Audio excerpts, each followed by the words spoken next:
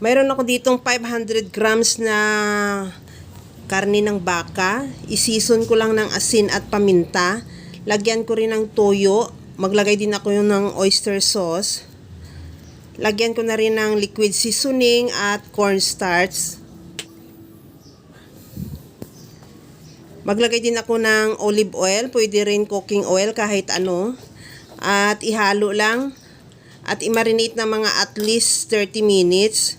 Habang ginagawa ko yan mga kalasa, kung bago ka pa lang sa aking channel, welcome! At huwag kalimutan mag-subscribe at i-click ang bell button para sa mga notification.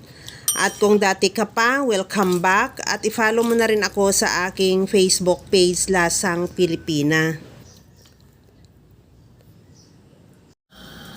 Sa kawali, magpainit na rin ako ng mantika. Igisa ko na rin yung bawang hanggang sa maglabas lang ng aroma.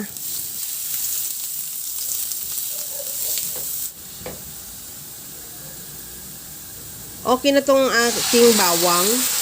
Ilagay ko na yung binabad nating karne ng baka. Ihalo lang hanggang sa mag-iba lang ang kulay. O hanggang sa magisa lang mabuti yung karne.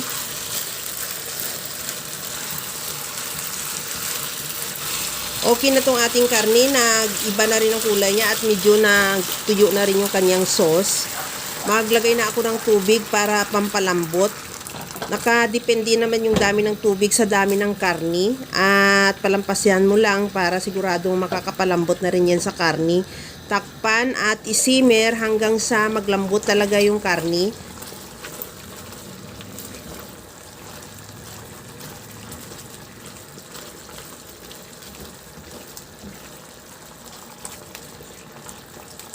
Sa puntong ito, okay na yung ating karni.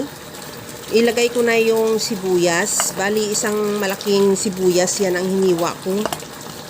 At ihalo lang hanggang sa maluto lang din yung sibuyas.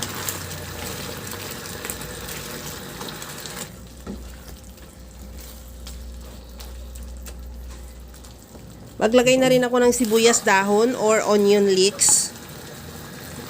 Ihalo lang hanggang sa maluto at ready to serve na yan yung ating napakasarap na beef and onion stir fry. Kaya mga kalasa, kung nagustuhan mo yung ating video, please like na lang at pakishare na rin sa inyong mga friends. At kung bago ka pa lang sa aking channel, subscribe na at i-click mo na rin ang bell button para sa mga notification. Mag-garnish na rin ako ng toasted garlic, optional, pero kung wala ka, pwede namang wala na rin. At okay na yan, ready to serve na yan. Kaya mga kalasa, alam ko, kayang-kaya mo tong gawin. Dahil sa sobrang simple at napakadali niya lang lutuin. Kagaya lang lagi sa sinasabi ko na wala namang hindi marunong magluto basta sa simpleng paraan lang. Hanggang sa muli mga kalasa, thank you for watching. Bye-bye!